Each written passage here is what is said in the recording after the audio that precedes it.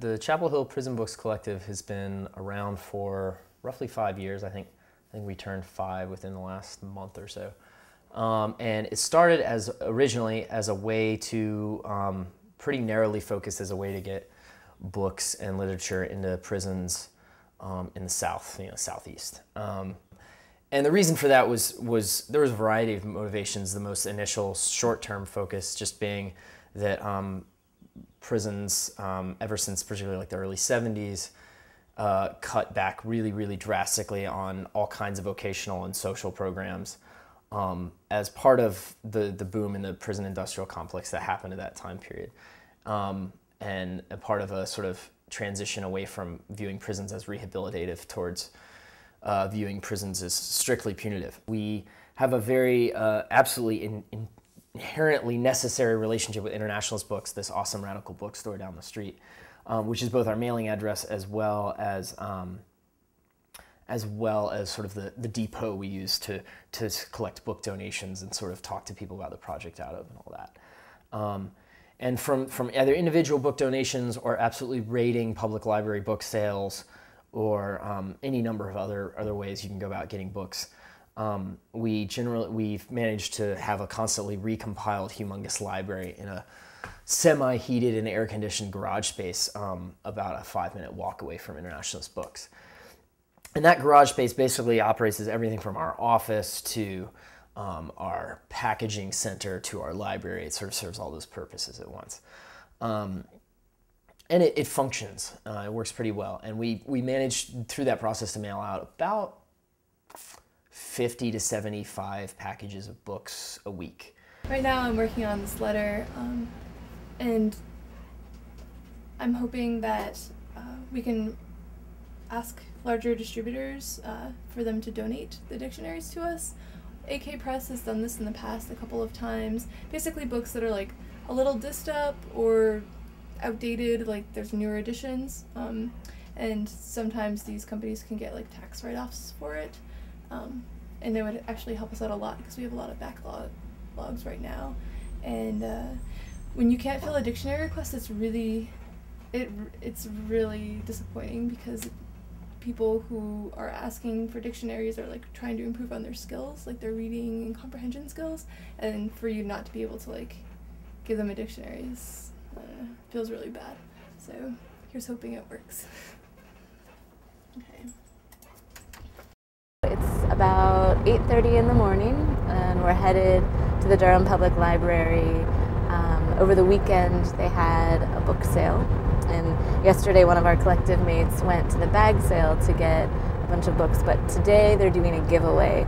So nonprofit and not-for-profit organizations are allowed to come and just take extra books that didn't get sold in the sale. So most of our books are donated. Individual people drop books off at our workspace or at Internationalist Books, but we like to supplement what we have in our library from book sales and sort of thrifting at PTA and other book sales. So this is crucial for keeping a really well-rounded stock of books in our library. The key is to move swiftly through the books to find softback books, ones that are going to be useful, and before everyone else gets to them.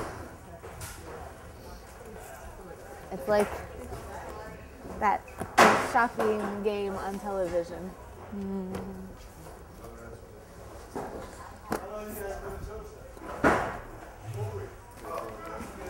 I ran out of bags.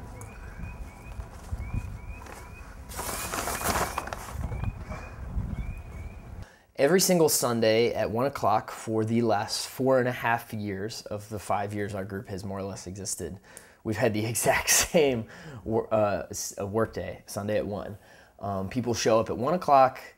Sometimes there's 4 or 5 folks, sometimes there's 15, sometimes there's 20, which our space can't even hold, and we set up tables in the yard. And people show up to, the vast majority of them show up to package books, which means opening a prisoner's letter.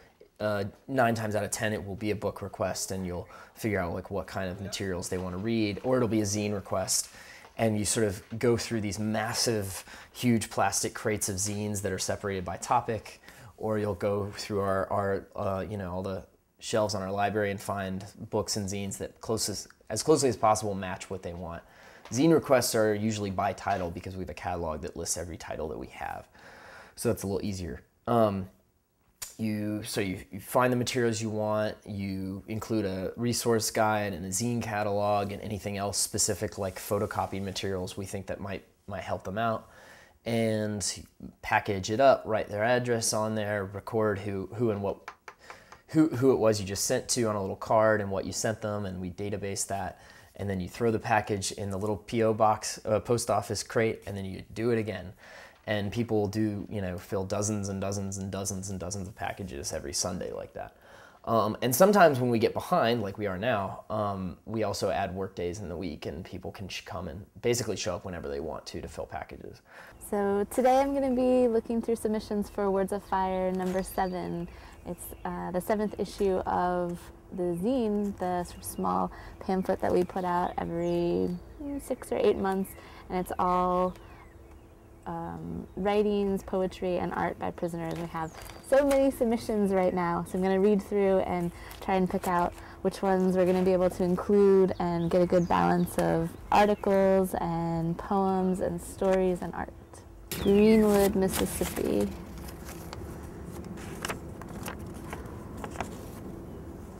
This is beautiful.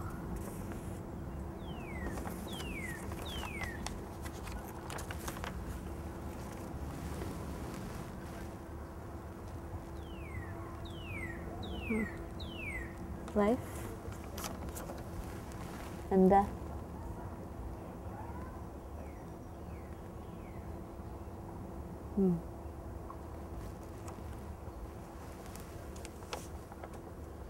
I didn't notice the hourglass. Full and broken.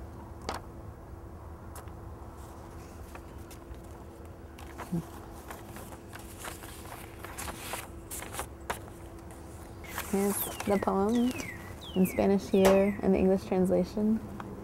And then on the back side, the glossary of Taino words like kundoso, nyari, and bollo.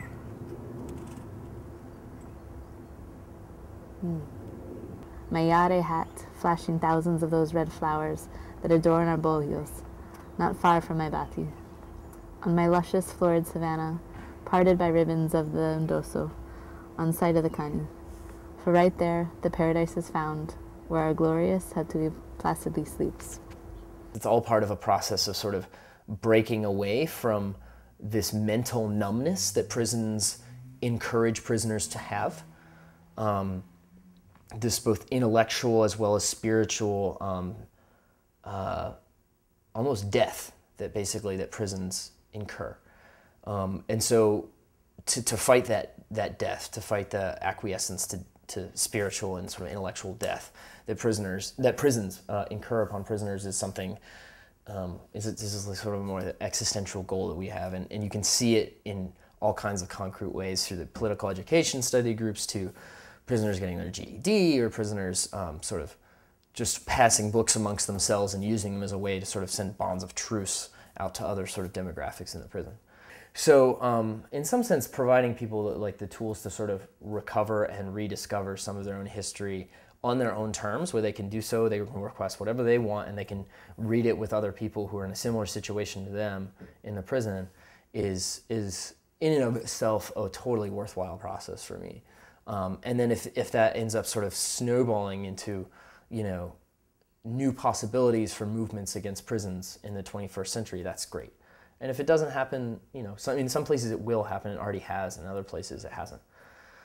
Somewhat, it's like a roll of the dice. You never know.